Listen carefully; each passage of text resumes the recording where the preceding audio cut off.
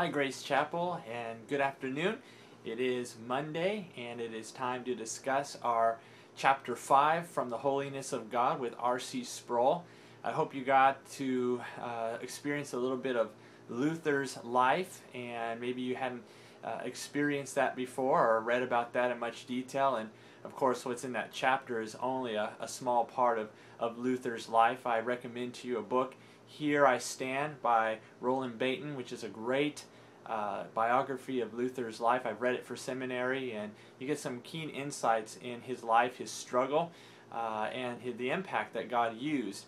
And I love the story of Luther because, as Sproul points out, there are many idiosyncrasies with Luther, but in the end, God greatly used him, and that gives me a lot of hope and joy knowing that I have many idiosyncrasies as well, and know that as we are yielded to the Lord, seeking His glory, portraying His holiness, that He uses us as well.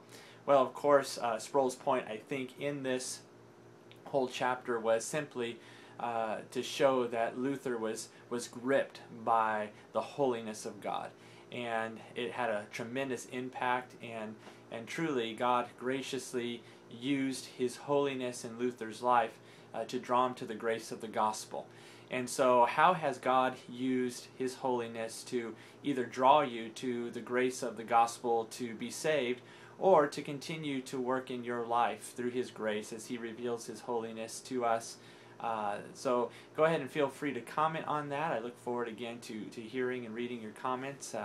I think that it's been good. I know it's been a little bit of struggle, and as I put in one post, I'm not saying that we have to agree entirely with R.C. Sproul, but I think the idea he's trying to get across, at least in these last few chapters, has been to really contemplate the greatness of the holiness of God, and not to just negate it as many might feel like they do. So anyways, we look forward to hearing from you, and God bless. Have a wonderful, wonderful week.